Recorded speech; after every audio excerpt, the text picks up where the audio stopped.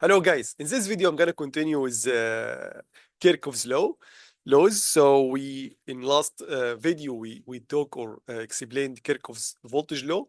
This is now Kirchhoff's current law or Kirchhoff current law. I'm gonna switch between the pronunciation, but please forgive me for that. So Kirchhoff or Kirchhoff current law is saying that the sum of all currents that at any node is equal to zero. So if we pick any node in a circuit, okay, and we sum the currents at that node, this sum should be equal to zero. So Kirchhoff voltage law is saying that if you have a closed loop in a circuit and you sum the voltages, this sum will equal to zero. Here, the sum is for current, and it's not a closed loop, it is a node. And a node, before we continue, is a node in a circuit, a terminal in a circuit that has three branches. Which is basically a node or a terminal at which the current can branch, to multiple locations. Like this, for example, here's the current I. Some of it will go here and some of it will go here. Or I2, some of it is I, some of it of I3. Okay, I'm gonna in like a few minutes, we're gonna understand all of that. Okay, so it's a node at which the charge can have multiple paths. So some charges will go in that path, other charges will go to the other paths. Okay, good. So basically, that's not a node, because at that node here, if there is a current called I, the charges will have no way to go. So it has to continue in the same wire. It's basically the same wire, the same node. Okay. But the nodes here, for example, for I3 or for I2, has multiple ways to go. Okay. Good. So let's apply it with a circuit here. So if we look here at that node, I have a random node. I picked a random node from a circuit, bigger circuit. I didn't draw the whole circuit, just one node in it. And as we see here at that node here, we have many currents, 5 currents. I1, 2, 3, 4, 5.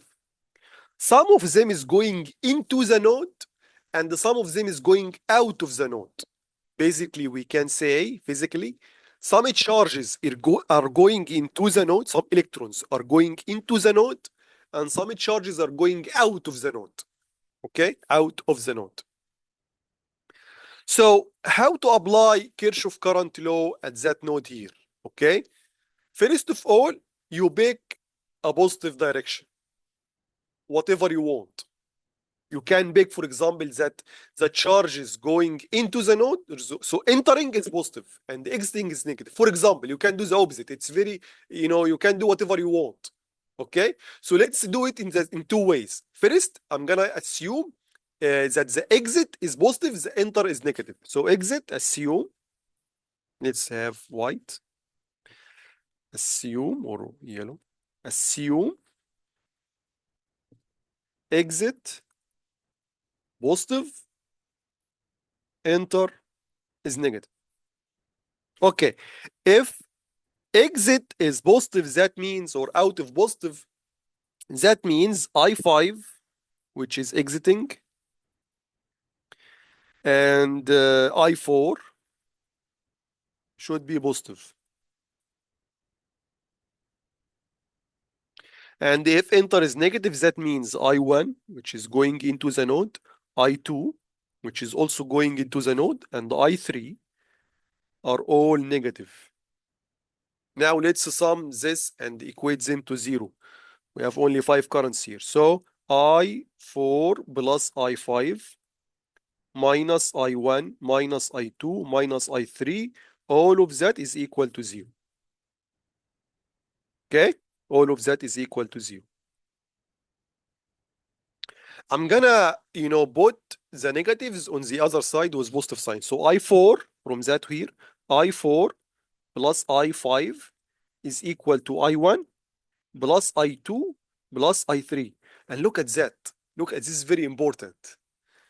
We can see that I4 and I5, which are exiting the node, are positive now on the left-hand side, and the I1, I2, I3, which are entering the node, are the other side, the right-hand side, and all positive right now because we changed their location from the left-hand side to the right-hand side. So we changed the sign, and that means, and this is very logic, that the exiting charges equal to the entering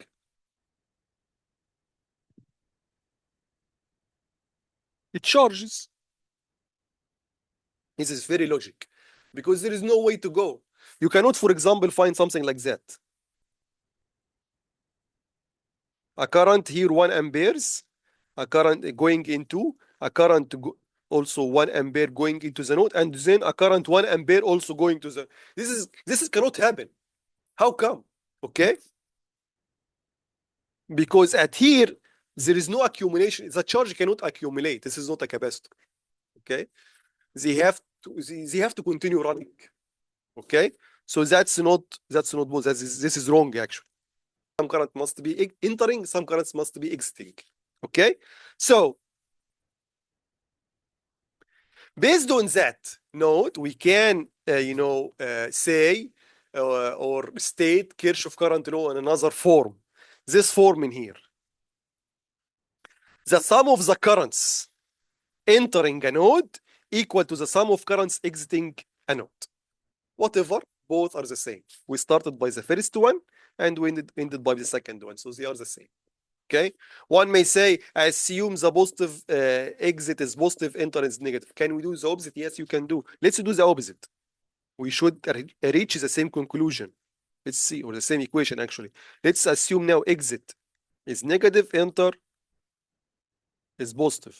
So what you're gonna do, look at this equation here, and change the signs. I4 minus I4 minus I5 plus I1 plus I2 plus I3 equal to 0.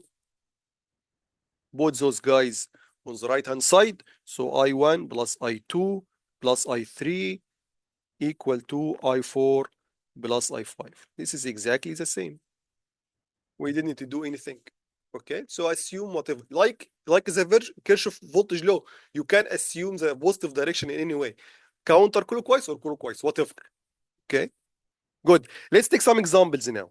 Here is the first example.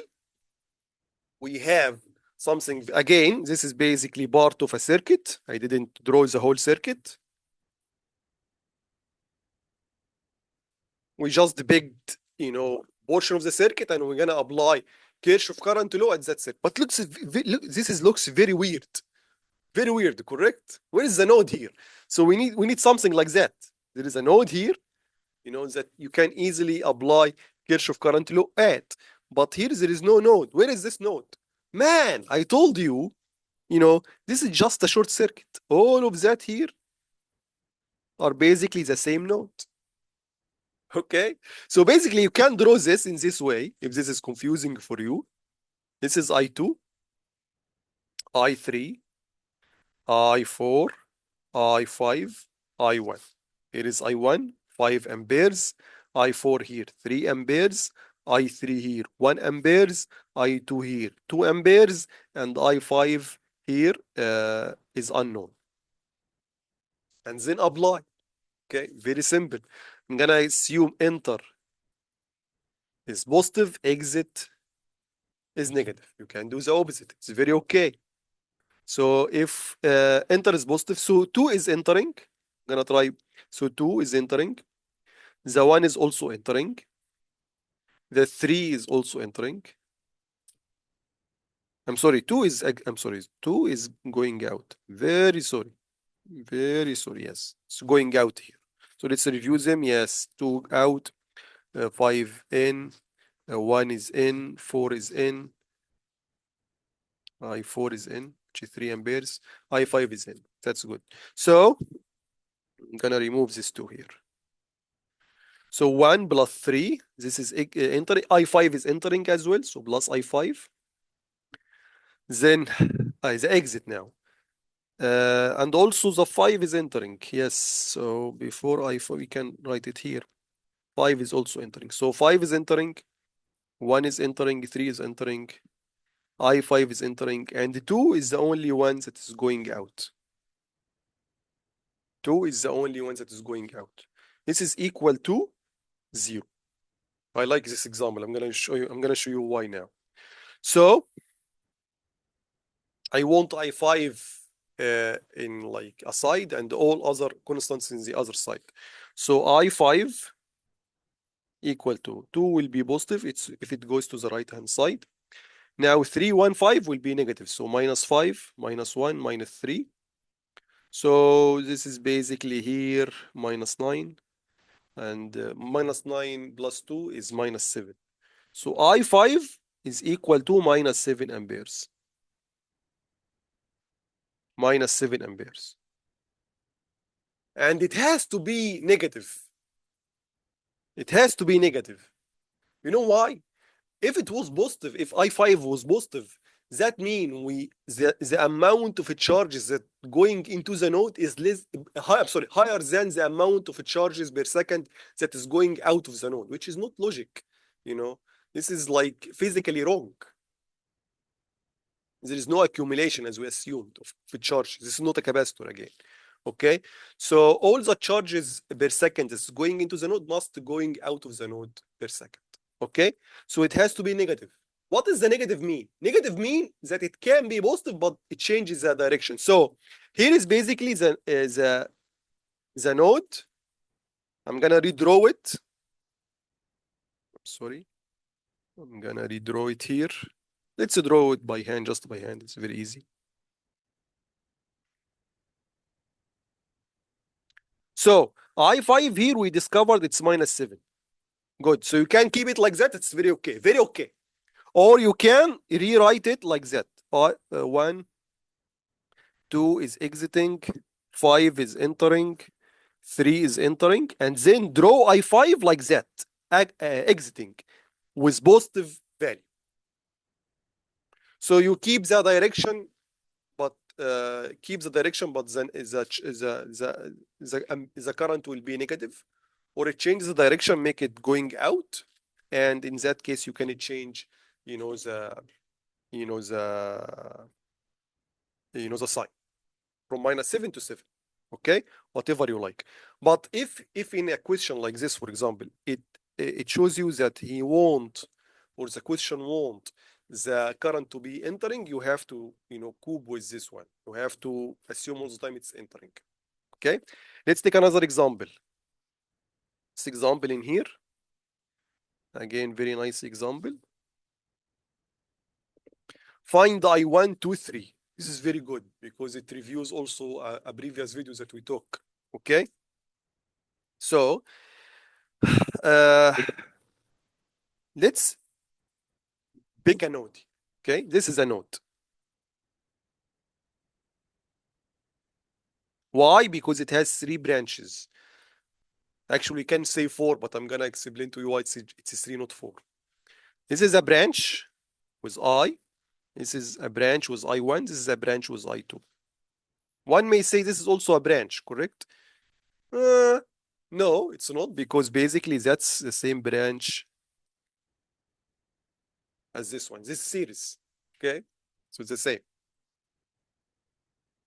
So before we go into anything, Kirchhoff current law, Kirchhoff voltage law, basically here I3 equal to I. Because I3 here is moving like that.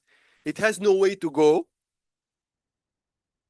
So we discovered that I3 and I is the same.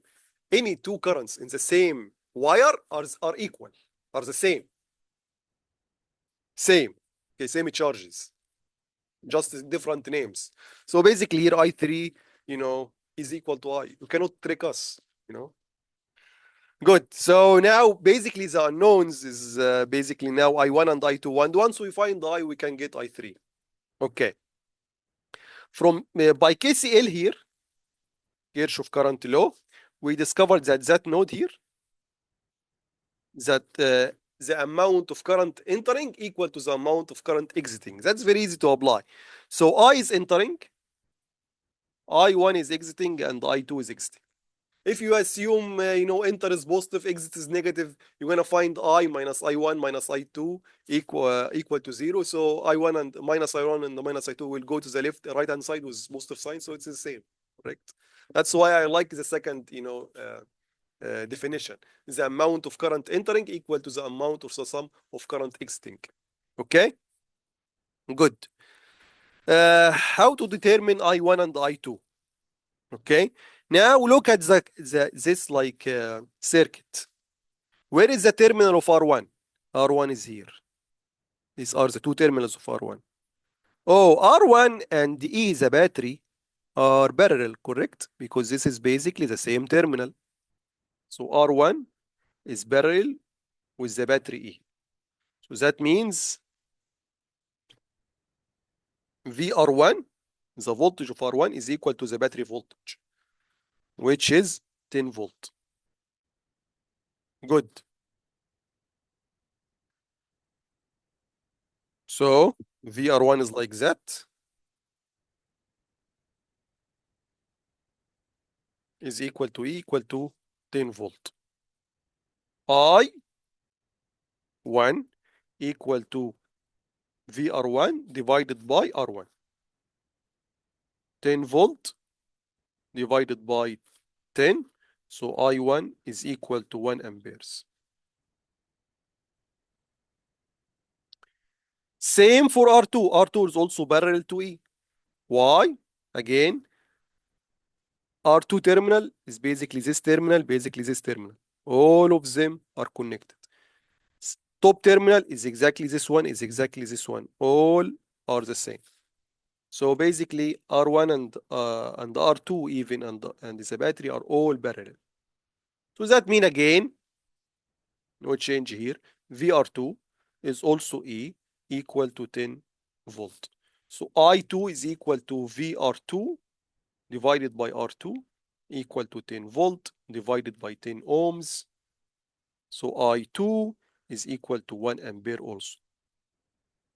So basically I equal to I1 plus I2 from KCL here. So from that, I is equal to 1 plus 1 equal to 2 amperes. So I3 is equal to I. So I3 is equal to 2 amperes. And before we go to the next example, I'm going to show you something very fascinating here. Again, physically, the amount of charges going into the node equal to the amount of charging exiting the node. Okay? So in here, we have two, the rate of charges is two, coulombs per second. Okay? These two divided. One goes here and one goes here. And now, at that node here, 1 is per second is going into, 1 per second is going into, so 2 is exiting. Remember, I3 is equal to I is equal to 2. Okay, then this 2 goes and redistribute again. So 2 distribute, 2 combine, join, 2 again, That's basically it. Okay, this is the physical meaning of it. It is more, Kirchhoff, you can't feel Kirchhoff current law. Kirchhoff voltage law also has, by the way, the same concept, the conservation of energy. This is conservation of charges. Kirchhoff voltage law is conservation of energy. So again, when you divide the voltage, you divide the energy. So the sum should be 0 at the end. Okay, same is here, but for charges. The last example, maybe yes, there are two other examples. Good. So in that example here, find, this is a little bit more difficult, but it's still easy. Again, find I1, I2, I3. Okay. So again, from at that node here, before we continue, this is I3. It has no way to go. So in that node here, we have I3 equal to I1 plus I2. Why? Because I2 here. Because I3 is going into I1 and the I2 is going out of 2, out from the node. Okay, so the charge entering equal to the charge exiting. Good. This is also will review, how to find, or how to combine resistances in parallel. So we have here R1 and R2 in parallel. Why? Simply because the top terminal of both are the same. The bottom terminal of both are also the same. So R1 is parallel with R2. So R overall or R equivalent is equal to R1, R2 divided by R1 plus R2. If the R have the same value, then divided by 2. Or you can do it 10 by 10 divided by 20. It's 100 divided by 20, which is 5, which is 10 over 2. Okay? So 5 ohms. So we can redraw this circuit, or let's do it in another here. We can redraw it like that. This is R3, still in its place. And between the top terminal and the bottom terminal, I'm gonna put the equivalent resistance, which is 5 ohms. So I3 now is easily can be calculated. So I3 equal to, from that, I3 is equal, this is 15. So, or we can continue, to make it more clear for you. So this is 15 here. I'm gonna make it more clear for you. So we have now two resistances in series, correct? So combine them in one resistance. So if you have two resistances in series, you can just add them together. This is the equivalent resistance. So now R series with R3. So R equivalent, let's call it R dash, is equal to R plus R3 equal to 15 ohms. So this, again, this circuit can be redrawn like that. Between that terminal and that terminal, we can remove R3 and 5 ohms and put just one resistance, which is 15 ohm. I3 is in here now. I3 is also going into the 15 ohms. So I3 is equal to 15 volt, which is a battery voltage, divided by 15 ohms. It is 1 amperes. Let's see. So this is from this one. Let's now go back to our original circuit. We wanted to find I1 and I2. Okay?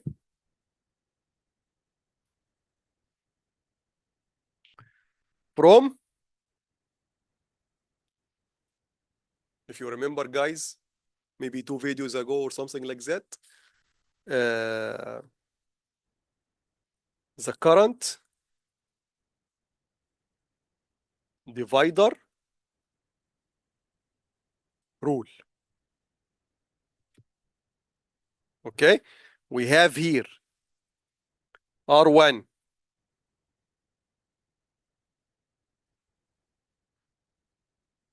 and R2 parallel.